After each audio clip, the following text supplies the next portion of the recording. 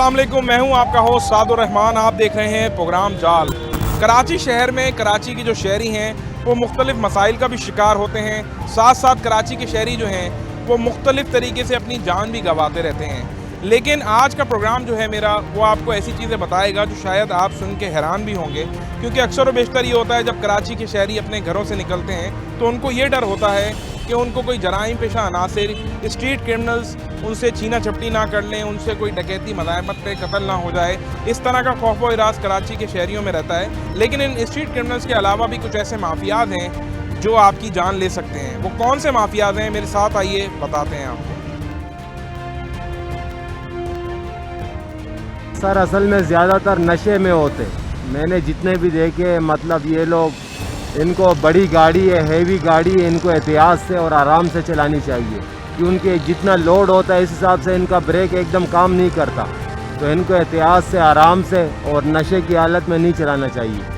यार हो भी सकता है, मैं भी कज़न के मोबाइल में उस दिन देख रहा था, छोटा बच्चा जो है ना, मतलब बड़ी गाड़ी चला रहा था। मतलब ये हालात मजबूरी भी हो सकती है और गलत है, मतलब ये गलत है।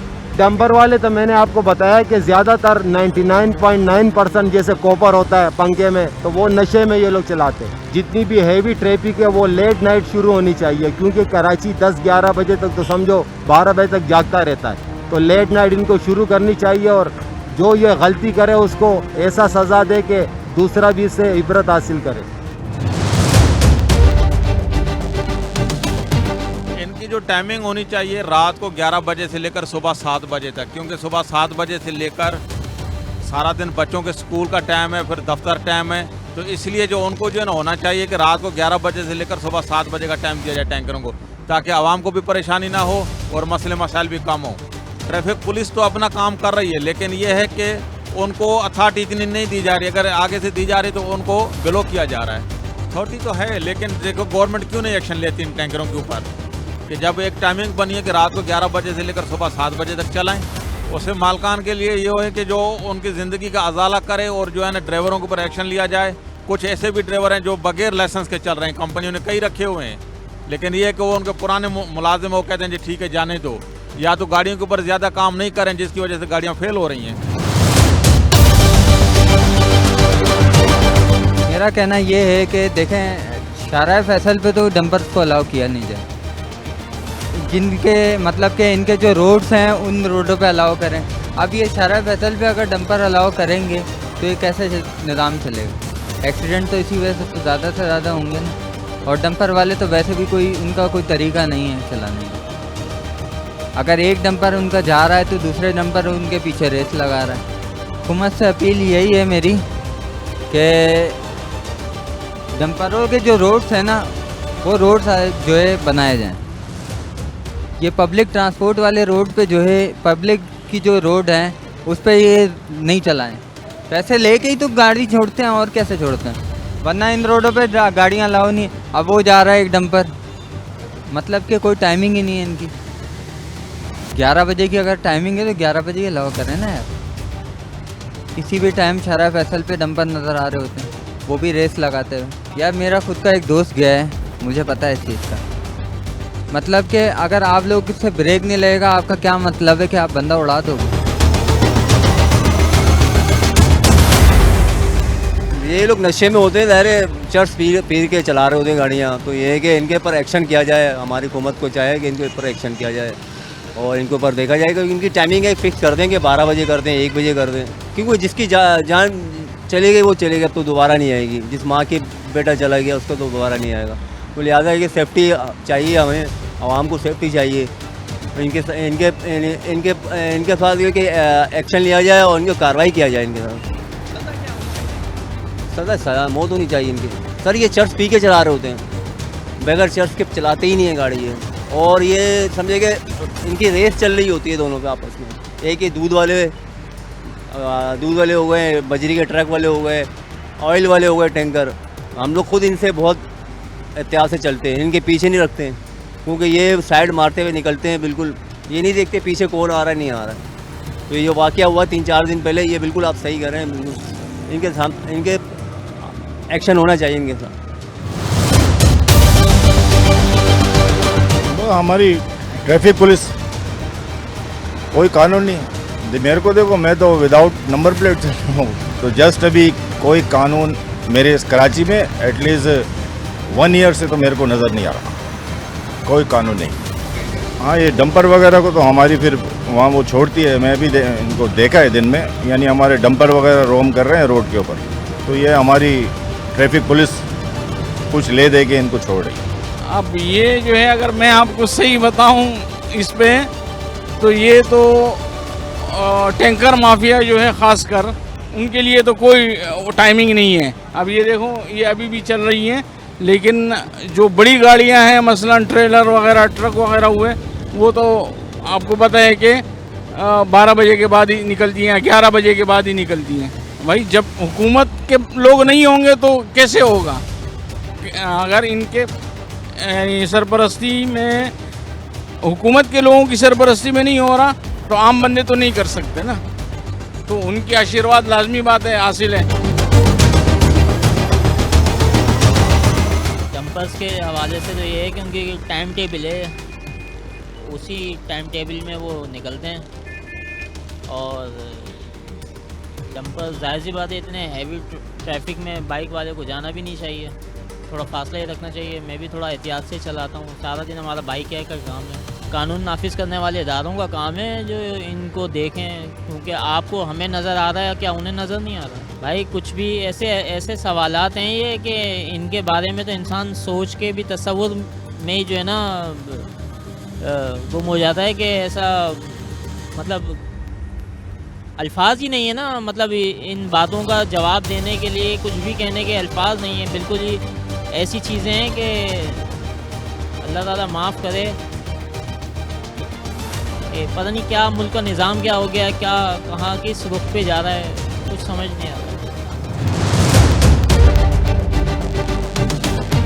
या बिल्कुल, ये तो लापरवाही से चलाते हैं। डंपर वाले हो गए, टैंकी वाले हो गए ना, इसमें आए दिन ये हादसा होते रहते हैं। कानून अमल कहाँ पे है? किस चीज़ पे अमल है? कानून तो है, मगर अमल कराने वाले तो कोई भी नहीं है ना। क्या कहेंगे इस पे? तो ये कानून पे जो अमल कराना चाहें वो करा सकते हैं, इन पे पाबंदी होनी चाहिए। और ओवर स्पीड के पे ज़्यादा आना चाहिए, ओवर स्पीड बहुत चलते हैं, तो इस पर बिल्कुल हो सकता है, कोई मसला तो नहीं है। अगर कानूनदान चाहें तो ये कानून पे अमल कराने वाले हों तो कोई मसला नहीं है। चलते हैं, क्यों नहीं चलते? चल रहे होते हैं ना, आपने भी देखा होगा ना, तो चल रहे हैं ना, तो वो तो नहीं है, वो तो कराने वाले कराएंगे तो कोई मसला नहीं है। मगर नहीं तो आए रोज ये होता रहेगा, इस पे कोई भी नहीं है। गरीब का बच्चा कुछ चला जाए, कुछ भी हो जाए तो क्या होगा उस पर? कुछ चुप करके बैठ जाएंगे रो धो के बस। मेरा रिक्वेस्ट है कि इन पे पाबंदी होनी चाहिए। उन पे ओवरलोड बहुत ज़्यादा होते हैं, फिर हाई स्पीड होते हैं कि इन पे और प्रेशर आ रहे हैं। इन पे वो कानून अगर चाहे तो इस पे अमल करा सकते हैं, कोई इतना इशू नहीं है इतना।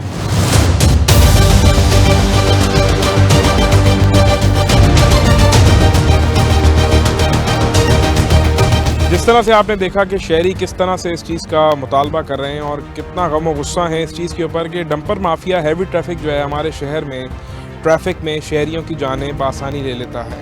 उनको पता ही नहीं चलता कि इतनी बड़ी हाइट पे बैठने के बाद जो बाइक सवार हैं, जो गाड़ी में भी चलने वाले हैं, उनको भी वो रोन देते हैं। और इतनी सारी जानें हमारे माजी में भी काफ़ी सारे शहरियों की जा चुकी हैं। मैं आपको ये भी बताऊं कि 28 अक्टूबर को सुफियान नामी एक नौजवान को भी इसी तरह एक डंपर ने कुचल दिया और उसका जो हशर हुआ था वो बयान नहीं कर सकता। मैं उसकी फैमिली के पास आया हूँ और उसकी फैमिली से बात करूँगा। मेरे साथ आइए।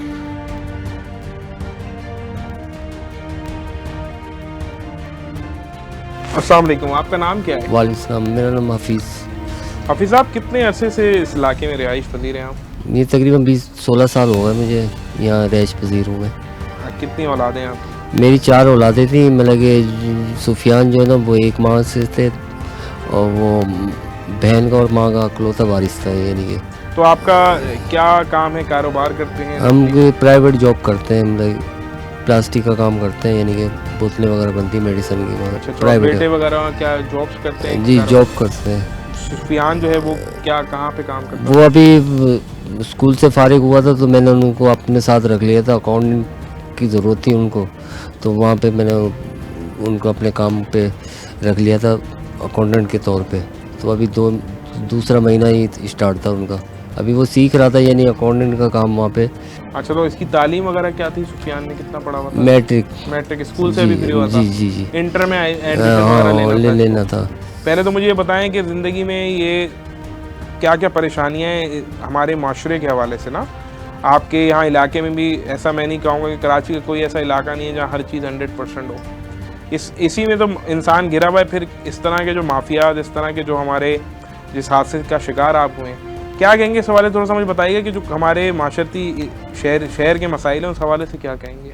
सर शहर के तो हालात इतने, बस क्या बताएं आपको, बहुत ही निहायत ही अफसोसनाक हैं। ना यहाँ पानी, ना बिजली, ना रोड सही है, न पैदल चलने वाला भी महफूज नहीं है क्योंकि इतनी गंभीर ट्रैफिक, फिर ऊपर से रोड टूटे हुए होते हैं। तो आदमी मंजिल पे पहुंचने के लिए ना उसको तकरीबन काफ़ी दौड़ करनी पड़ती है। 10 मिनट का फासला तकरीबन 1 घंटा तो उसको चाहिए। फिर ये निज़ाम ऐसा है कि जगह जगह रोड खुदे हुए और बेतहाशा ट्रैफिक कंट्रोल वाला कोई भी नहीं है। बस रिश्वतस्तानी चल रही होती है साइडों में और ट्रैफिक अपनी मर्ज़ी से चल रही होती है, कोई पूछने वाला नहीं है। और इसी तरह हमारे बच्चे का भी इसी तरह हुआ है। कोई मैं तो एक बात हाईलाइट करना चाहूँगा, हम ये कहते हैं तरक्याती काम चल रहा है, red line project, green line project, फलाना प्रोजेक्ट्स, पूरे शहर में रोड खुद जाते हैं। रोड तो खोद दिए जाते हैं, रोड की रिकन्स्ट्रक्शन का काम भी शुरू हो जाता है, लेकिन उसके बाद जो शहरी आपके ट्रैफिक होता है, जो शहरियों को रोज़ अपने ऑफिस, स्कूल्स, कॉलेज, जिस जगहों पे जाना होता है, उनके लिए मुतबादिल रास्ता जो है ना, वो कोई प्रॉपर रास्ता नहीं बनाया जाता। पूरे शहर भर में मुख्तलिफ, इस वक्त भी अगर मैं आज की बात करूं तो बहुत सारे रोड्स बन रहे हैं, बहुत सारे अंडरपासेस बन रहे हैं, लेकिन आप वो तो बना देते हैं, उसके बाद आप ये नहीं सोचते कि जो उसका ऑल्टरनेटिव रूट है, उस ऑल्टरनेटिव रूट का क्या हाल है, वो कितना चौड़ा है। अगर उसका फ्लो उस रोड के ऊपर ज़्यादा है तो वो जो आप मुतबादिल रास्ता बना रहे हैं, ऑल्टरनेटिव रूट जो है, क्या वहाँ पे आपने उस तरह की कैपेसिटी की स्पेस रखी है कि वो ट्रैफिक गुजर जाए? मुझे बताइएगा कि ये अफसोसनाक वाक़या जो पेश आया, सबसे पहले किसको, आपको खबर किसने दी और क्या सूरत हाल थी जिस दिन ये सारी क़यामत आपके घर पे? सर मैं काम पे निकला था, स्टॉप पे पहुंचा ही था कि वर्कर का फ़ोन आया कि अंकल सुफियान को फ़ोन कर लें, उनका एक्सीडेंट हुआ है अभी। तो मैंने कहा आपको कैसे पता चला? कह रहे मैंने कॉल की थी काम के लिए। तो मैंने फ़ौरन ही कॉल बैक की तो वो पुलिस वालों ने फ़ोन उठाया तो कह रहे आपके बेटे का एक्सीडेंट हो गया, तो हमने अब्बासी रेफ़र कर दिया और आप वहाँ जाके चेक करें। मैंने पहले ही 2 बंदे ऑलरेडी वहाँ पे ट्रांसफ़र कर दिए थे, जाके चेक करो।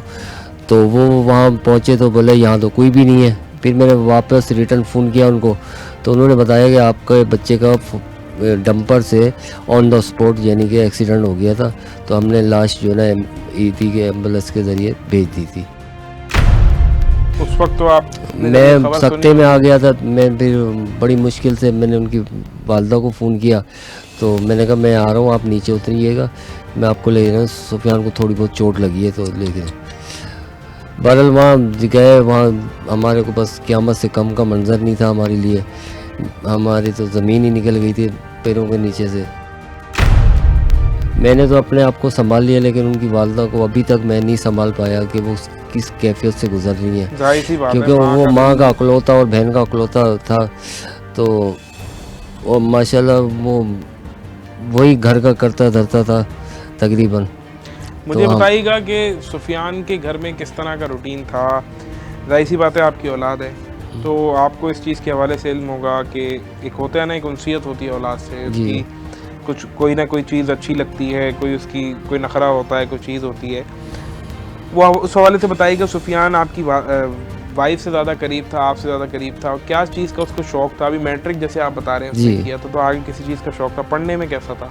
वो आगे एडमिशन का मतलब उनको शौक़ था तालीम ले लेने का, लेकिन हमारे पास इतने वसाइल नहीं थे, हम आगे नहीं जा सकते थे। मैंने ठीक है थोड़ा जॉब कर लें, जो भाई हाफ टाइम कहीं भी आप प्राइवेट स्कूल ले लेना एडमिशन, लेकिन अभी स्टार्ट ही किया था उनका। बस हमें क्या नसीब में, हमें पता नहीं था कि हमारे साथ ऐसा वाक़या तो होगा, तो वो बस हसरत ही रहेगी हमारी। बिल्कुल, मैं वालदा के लिए इस वक्त समझ सकता हूँ कि क्या दर्द और क्या तकलीफ़ होती है। और आप जैसे ऐसे काफ़ी सारे वालिदैन हैं, क्योंकि हम बतौर सहाफ़ी इतने सारे लोगों के इंटरव्यूज़ करते हैं जिनके प्यारे, जिनके घर वाले या तो जराइम की वारदातों में अपनी जानें दे देते हैं। और कितना अफसोस का अलमिया है अगर हम सोचें कि एक तरफ आप घर से निकलते हैं अपने रोज़गार कमाने के लिए तो बाहर आपको लूट लिया जाता है। अगर आप लूटने से बच रहे हैं तो आप ट्रैफिक में जाएंगे तो आपकी मौत डंपर के नीचे हो जाएगी। ये डंपर माफिया, ये इस तरह के ट्रोलर्स माफिया, मैंने इस हवाले से जो ये प्रोग्राम किया है, हमारी तहकीक के मुताबिक हमारी ट्रैफिक पुलिस जो है, उस ट्रैफिक पुलिस का भी इसमें बड़ा इंपॉर्टेंट रोल है। DIG ट्रैफिक अहमद नवाज़ साहब को भी ये मैसेज देना चाहूँगा कि आपका बहुत इंपॉर्टेंट रोल है इस चीज़ के अंदर कि डंपर्स की टाइमिंग पहले 11 बजे के बाद थी, और अभी जहाँ जिन रोड्स के ऊपर स्पेशली कराची में जहाँ कंस्ट्रक्शन चल रही है, तरक्याती काम चल रहा है, उस काम के साथ साथ क्या आपके ट्रैफिक पुलिस एहलकार इस चीज़ को देख रहे हैं कि कौन सा डंपर, कौन सा ऐसा रोड है जहाँ पे ना सिर्फ ये वाक़या बल्कि इसके साथ साथ कुछ दिन पहले एक और वाक़या भी हुआ था जिसमें बिल्कुल इसी तरीके से कराची के इलाके मॉडल कॉलोनी में 2 मासूम बच्चों की जानें चली गईं। उनके घर के, एक ही घर के 2 बच्चे शहीद, एक बच्चा और एक उसका मामू अस्पताल में ज़ेर इलाज हैं। ये हमारी ट्रैफिक पुलिस का हाल है माशाल्लाह से कि लोग दिन ब दिन मर रहे हैं। अगर डकैती में आप नहीं मरे, मज़ाहमत से आपको कत्ल नहीं किया गया तो आप मरना आपके नसीब में है, ये हम कराची वालों की बदनसीबी है। मुझे बताइएगा कि आप इस हवाले से क्या कहेंगे, क्योंकि कोई ऐसा एक्सीडेंट नहीं था कि वो बाइक पे जा रहा था, किसी ने धक्का दे दिया। ये डंपर माफिया जो हमारे शहर में है, ये जो डंपर चलाने वाले माफिया, ये कोई पहला केस नहीं है भाई आपका। कहेंगे क्या इस हवाले से इन दरिंदों को, इन इस तरह के लोगों को जिनका कोई रोक टोक, कोई कुछ नहीं है? आपका तो प्यारा चलेगी, आपका तो नुकसान हो गया ना, जो कोई भर नहीं सकता। मुझे बताएं इस हवाले से क्या कहेंगे। सर ये डंपर जो है ना, देख तो हमने जो लोगों ने बताया लापरवाही से चला रहा था, इनका तो मतलब ऐसे बैठे हुए होते हैं किसी जैसे मतलब कि हैंडल के ऊपर, स्टीयरिंग के ऊपर जैसे कोई डाकू बैठा हुआ है। और इनकी एक, आपको शायद आपने कभी गौर नहीं किया होगा, इसके साथ एक बच्चा बैठा हुआ था, एक बड़ा बैठा हुआ था। बच्चा गाड़ी चला रहा होता है जो 14-15 साल का होता है, और बड़ा आदमी साथ बैठा हुआ है। आप अक्सर आप कभी भी विज़िट करके देखिएगा, 2 बंदे होते हैं, बच्चे चला रहे होते हैं, बड़े बैठे हुए होते हैं। तो सर ये, और मेन रोड के ऊपर ही ना ओवरटेकिंग करते हुए जा रहे होते हैं आपस में भी।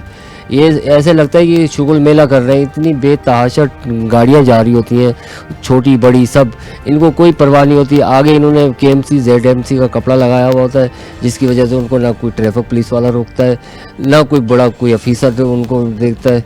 तो ये इनके हालात हैं, इनको सबकी सपोर्ट है, गवर्नमेंट की भी सपोर्ट है, इस तरह दंदनाते फिर रहते हैं।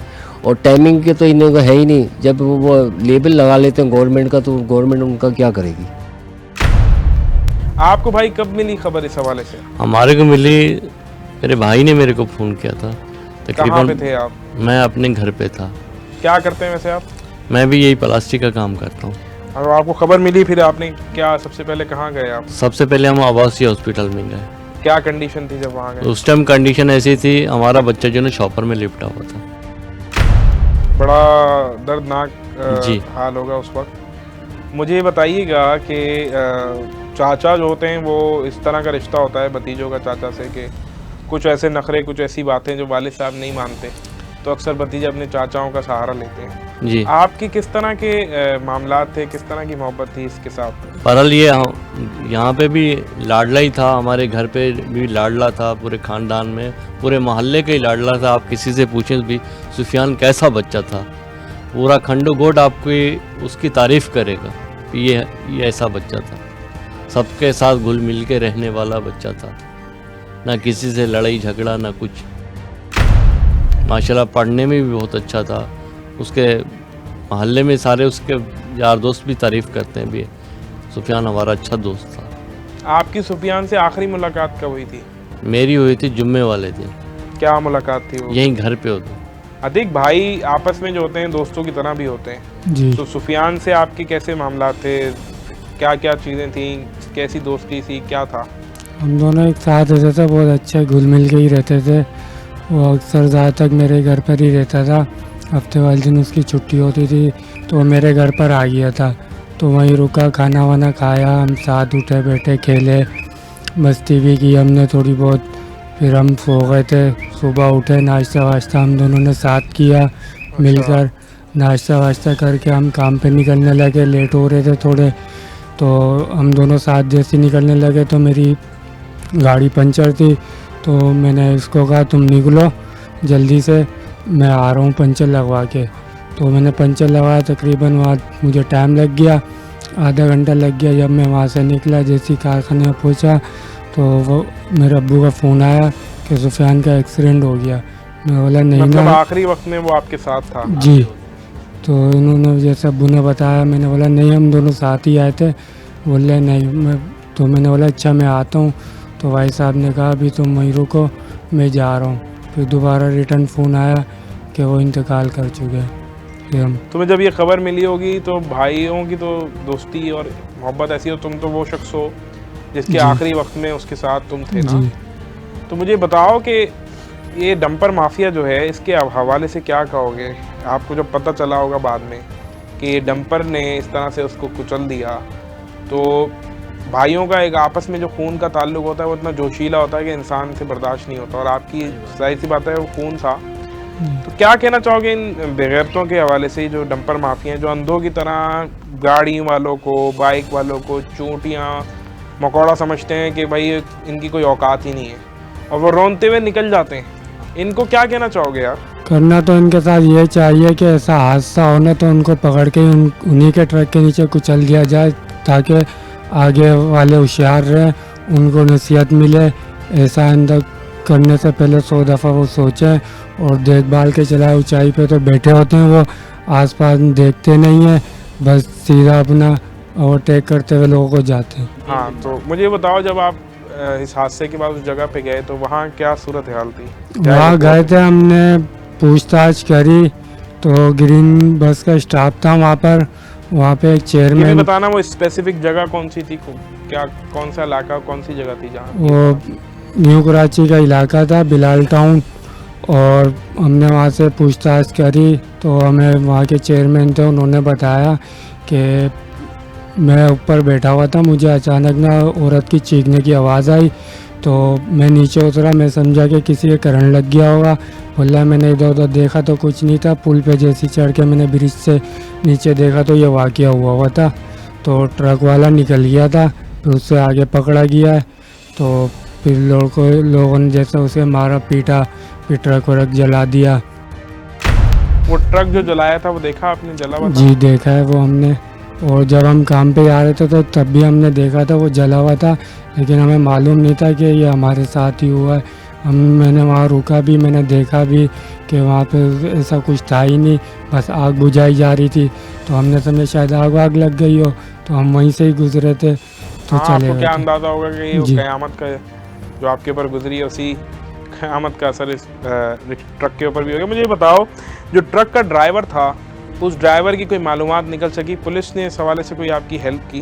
अभी तक तो कुछ नहीं किया। हम गए भी थे, पूछा भी, लेकिन किसी ने। बिलाल कॉलोनी थाना ही आपका आई थिंक पड़ता है ना वहाँ जहाँ वाक़या हुआ? मुझे बताइएगा, वहाँ पे आप लोग गए, उसके बाद वो ट्रक भी जल गया, तो इस वाक़े के हवाले से आप लोगों ने कानूनी तौर पर कोई एक्शन लिया, कोई FIR, कोई इस हवाले से कुछ हुआ, पुलिस से? FIR तो गड़वाई है उसको। फिर उसके बाद पुलिस ने कितना कोऑपरेट किया आपके साथ? अभी तक कुछ कोऑपरेट नहीं करा। क्या कहना चाहेंगे पुलिस को? कहना ये कह रहे हैं, अभी वो कह रहे हैं हमारा जो ट्रक का मालिक है ना वो अभी बाहर है, वो आएगा तो फिर बात करेंगे। मतलब एक घर में क़यामत आ गई, एक घर में एक बाप का, माँ का प्यारा घर से चले गया, और हमारी पुलिस का ये हाल है कि वो उस मालिक का इंतज़ार किया जा रहा है कि वो मालिक बाहर है। अगर वो मालिक 5 साल तक नहीं आएगा तो बिलाल कॉलोनी थाने के जो SHO हैं, मैं उनको ये कहूँगा कि अगर 5 साल तक वो नहीं आता तो आप 5 साल तक इंतज़ार करेंगे। आपका जो इसमें पुलिसिंग बनती है वो कुछ इस तरीके से होनी चाहिए कि उसके मुताल्लिक़ जो फैमिली मेम्बर्स हैं, लोग हैं, उनको आप शामिल तफ्तीश करें, उसके हवाले से उनसे पूछताछ करें। और वो मालिक एक मालिक नहीं होगा, उसका पूरा ग्रुप होगा। क्या ये लोग जो जिनके ऊपर ये हादसा हो गया, ये इंतज़ार में बैठे रहेंगे? ये तो हमारी पुलिस का हाल है जो इस तरीके से। क्या कहेंगे वैसे आप, अगर ये आपको इस तरह थाने वाले दिलासा देते रहेंगे भाई अब जब तक वो आएगा? IG सिंध से DIG वेस्ट जो है इरफान बलोच साहब, क्या कहना चाहेंगे उनसे? इतना बड़ा आपके घर में हादसा हो गया यार, और ये SHO आपको बोल रहे हैं कि आप जब तक वो मालिक नहीं आता, तो ये कोई मुनासिब बात तो नहीं है? क्या कहेंगे? ये तो आपकी मेहरबानी, आप आए हमारे से पूछने, अभी तक कोई भी नहीं आया पूछने के लिए। हमारा भी आप कैसे गुजर रही है, या आपसे कोई पूछने आया या पुलिस वालों में से? बड़ी अलमिया की बात है। वैसे कोई हुकूमती नुमाइंदे ने भी रब्ता नहीं किया? नहीं करा।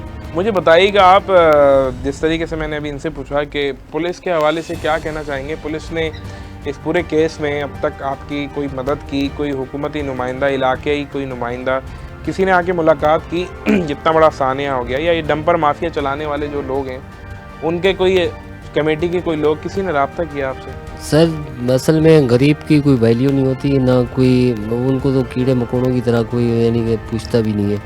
बातें हमारे साथ इन्होंने हेड मोरर को भेजा था, उन्होंने बयान लेके चले गए थे, उन्होंने FIR उसी पे काट दी थी और दूसरे दिन मुझे यानी फ़ोन आया कि हमने जेल कस्टडी करवा दिया। बस इतने तक बात हुई है मेरे से, और कोई बात नहीं हुई। ना उन्होंने कभी यानी कि बात पूछी के लिए कोई बड़ा आगे हाथ शफकत का हाथ रखता, किसी किस्म की हमसे कोई तामुल नहीं किया गया। अल्लाह के ऊपर छोड़ दिया है। गरीब की वैसे भी ना आज सुनी गई ना कल सुनी जाएगी। हम तो भेड़ बकरियां कीड़ों मकड़ों की तरह मर जाएंगे, गुजर जाएंगे। लेकिन ये कि दूसरे आने वाली नस्लों के लिए ये एक रूल होना चाहिए कि बड़ी ट्रैफिक को रोडों पे नहीं आना चाहिए, कोई टाइम टेबल होना चाहिए। आज हमारा गया कल को किसी और का, ये तो सिलसिला। असल में बात ये है ना, जो AC वाली गाड़ियों में लोग बैठे होते हैं उनकी औलाद कभी डंपर के नीचे नहीं आएगा।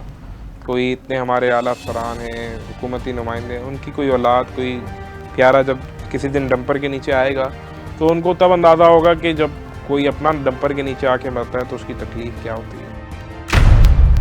मुझे बताएं क्या कहना चाहेंगे, इल्तिजा क्या करेंगे IG सिंध, वज़ीर दाखिला सिंध, वज़ीर आला सिंध को क्या मैसेज देना चाहेंगे? आपकी औलाद चली गई इन लोगों की वजह से, और अफसोस की सबसे ज़्यादा बात यह है कि आपकी FIR के बाद आपको अभी तक किसी ने मुतमईन नहीं किया इस हवाले से। जिस शख्स ने मारा ना वो ड्राइवर का पता चल रहा है। ये बड़ी अफसोसनाक बात है और एक अलमिए की बात है कि लोगों, आपका बेटा तो मर गया, अभी तक केस आगे प्रोसीड ही नहीं हुआ, तो उस हवाले से क्या कहेंगे, क्या इल्तिजा करेंगे? सर हमने तो मैंने ख़ास तौर पे अभी तक तो, क्योंकि मुद्दई मैं हूँ, मैंने FIR कटवाई, अभी तक तो मैंने ड्राइवर की शक्ल तक नहीं देखी। मुझे फ़ोन आया था कि आप कोर्ट आ जाएं, हम उसको पेश कर रहे हैं। उस दिन हमारा स्वयं था तो हमने बोला माज़ा, हमारे तो वैसे ही एक हमारे ऊपर कहर बन के दिन गुजरा है, तो हमारी तो हिम्मत ही नहीं है बाहर निकलने की। हमारा जहनी यानी तवाज़ुन सही नहीं है और ना हमें दिन का सुकून है ना रात का। तो उसके बाद किसी ने नहीं, किसी बड़े अफीसर ने या किसी बड़े मतलब पोस्ट वाले ने कोई रब्ता हमसे नहीं किया, ना हमारे साथ कोई शफकत की बात की। तो बहरहाल एक दो दफ़ा हम ही विज़िट करके गए, वहाँ पे थाने में गए, बुलाया था बयान के लिए, वो करके आ गए। उसके बाद हमारे से कोई रब्ता नहीं है किसी किस्म का। हमने तो अभी तक SHO ने तो हमसे कोई यानी कि हम कलामी तक नहीं हुई, हमने शक्ल तक नहीं देखी। ये कितने बड़े सवालिया निशान हैं मुताल्लिका थाने की पुलिस पे जहाँ ये वाक़या हुआ है। DIG इरफान बलोच साहब, आपसे भी मेरी रिक्वेस्ट होगी कि एक घर में एक शख्स, उसकी औलाद मर गई और SHO ने कोई रब्ता नहीं किया, DSP ने कोई रब्ता नहीं किया, SSP ने कोई रब्ता नहीं किया। पुलिस क्या कर रही है हमारी? वो इतने से बता रहे हैं कि SHO अभी तक उनसे हम कलाम नहीं हुआ। तो यही तो हमारे अफसोस का अलमिया। आप IG सिंध गुलाम नबी मेमन साहब से भी रिक्वेस्ट करें कि आपका बेटा मर गया और SHO ने आपसे रब्ता नहीं किया, तो फिर वो कर क्या रहा है बैठ के थाने में? सर ये हमारे मोहसिन हैं, लेकिन ऐसे मोहसिन हैं कि बस ये बड़ों के लिए है, हमारे गरीब गुरबा के लिए कोई भी नहीं है। ये तो हम इनका गवर्नमेंट का हक बनता है गरीब को यानी सपोर्ट करना, किसी किस्म लवाई की उनकी कोई मदद करना या किसी किस्म का उनके आगे शफकत का हाथ भी रख दें तो इंसान को बड़ा हौसला मिल जाता है। उम्मीद है कि चलो भी कोई साथ किसी का दे। हमारी तो दुनिया उजड़ गई, हमारा एक माँ का इकलौता वारिस चला गया, खुदा ना खास्ता मेरे सर पे आ जाए तो उसको कौन पालेगा? माँ को, उसकी बहन को कौन हाथ शफकत का रखेगा? मैं तो इसी में यानी कि गुजर जाऊंगा ना। लेकिन अफसोस है कि किसी और के साथ नहीं होना चाहिए इस तरह के वाक़यात, तो इसको रोकथाम होनी चाहिए। लेकिन अफसोस है मुझे पुलिस पे सारी ज़िंदगी रहेगा कि इन्होंने हमारे साथ यानी उस तामुल नहीं किया कि या तो हम भेड़ बकरियाँ चूहे बिल्लियाँ हैं जिसकी वजह से इनको कोई असर नहीं होता। लेकिन वही मैं बात रिपीट करूँगा कि अभी तक थाने के किसी भी बड़े अफीसर ने हमसे कोई तामुनी या यानी कि कोई पूछना चाहिए था कि कैसा हादसा हुआ, क्या थाने बुलाते, आपके पास आते कि इतना बड़ा हादसा हो गया, आपसे बात तो करनी चाहिए थी। हम तो बस अल्लाह के ऊपर भरोसा करके बैठ गए, अल्लाह ही जाने, अल्लाह ही हिसाब लेगा, हमारे बस में नहीं है इनसे हिसाब लेना। IG सिंध को कोई आखिरी मैसेज देना चाहेंगे? आईजी साहब से हमारी ये रिक्वेस्ट होगी कि हमारा लाल चला गया है, वो वापस तो नहीं आ सकता, लेकिन किसी और का लाल नहीं जाना चाहिए इस दुनिया से, क्योंकि माँ बाप उनको पालते पूछते जवान करते हैं और किसी दिन डंपर के नीचे आ जाता है, उसकी ज़िंदगी माफ हो जाती है। माँ बाप भी उसी दिन ही मर जाते हैं, यानी कि उनको ना उनके जीना ना बिल्कुल ही ख़त्म हो जाता है। वो इसी कर्ब में सारी ज़िंदगी गुजार के शायद ज़्यादा अरसा भी नहीं, मतलब 2-4 साल में उनका भी टाइम पीरियड पूरा हो जाता है। भाई आप इल्तिजा क्या करना चाहेंगे पुलिस से, हुकूमत से? आपका भाई मर गया, शहीद हो गया, बल्कि इन डंपर माफिया का शिकार हो गया। भाई होने की हैसियत से क्या इल्तिजा करोगे हमारी पुलिस से, हमारे वज़ीर आला सिंध से, वज़ीर दाखिला सिंध से? बस यही गुजारिश है कि इनका एक कानून बनाना चाहिए, जैसे ये 12 बजे के 11 बजे के बाद अलाउ है सुबह 6 बजे तक। खाली अगर ये भी कर दें ना तो बहुत हम लोगों को सपोर्ट होगी। अब जहाँ से हम गुजर रहे होते हैं ना, हमारे पास से ही ट्राला गुजर जाता है। अब तो हमें ट्राला देख के खौफ आने लगा, जो हमने अपने भाई की हालत देखी है। हमारा दिल जानता है हमारे भाई की क्या कंडीशन थी उस टाइम। अब तो ट्रक को सामने से भी आ रहा होता है तो हम रुक जाते हैं, एक दिल में हमारे खौफ बैठ गया। क्या अपील करोगे आईजी सिंध से? ड्राइवर तो अभी तक गिरफ्तार हुआ नहीं, ना पुलिस ने कोऑपरेट किया, अपील क्या करोगे, क्या कहोगे? बस अब क्या कहें, हमारी तो अब दिमाग और ना दिल दोनों काम नहीं करते। आपसे SHO ने अभी तक राब्ता नहीं किया, अफसोस की बात है, तो क्या कहेंगे आप? हम यही कहेंगे भाई हमें तो इंसाफ मिला जाए। और पुलिस को क्या कहना चाहेंगे? आईजी सिंध को कोई रिक्वेस्ट करे ना, आपके इतना बड़ा आपका बेटा शहीद हो गया। वो तो देखें, हमारा बेटा गया, पूरी दुनिया को, पूरी कराची को पता है भी सुफियान चला गया। हमारे से किसी ने राब्ता नहीं करा, कहीं कोई हमारे दुख में कोई शरीक नहीं हुआ। मतलब लवारिस समझ के छोड़ दिया कि मर गया तो क्या हुआ, मर गया तो क्या हुआ, हमारे दुख में कोई शरीक नहीं हुआ। भाई हमारे दुख में कोई शरीक होता तो हम बोलते हैं हाँ हमारे दुख में शरीक।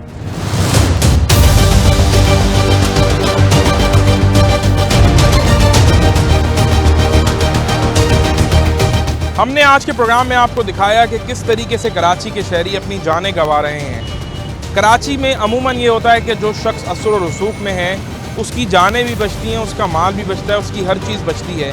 लेकिन उस मुतवस्सित तबके का क्या, जिसकी माँ का बेटा सुबह अपने रोज़गार पे निकलता है, शाम में उसकी लाश थैलियों में वापस आती है। ज़रा सोचिए उन वालिदैन का जिनके बच्चे इस तरह से इन डंपर माफिया का शिकार होकर अपनी जानें गंवा बैठे हैं। ट्रैफिक पुलिस कराची का ट्रैफिक तो कंट्रोल करती है, लेकिन दूसरी तरफ बाइक लिफ्टिंग और दीगर कामों में मसरूफ़ भी रहती है।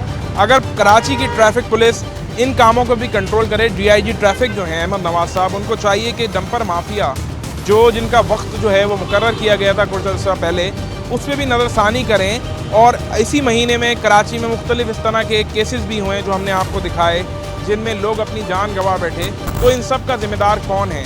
मेरा काम था आपको इस चीज़ की आगाही करना। जाल प्रोग्राम की पूरी टीम और मुझे दीजिए इजाज़त। देखना ना भूलिएगा प्रोग्राम जाल।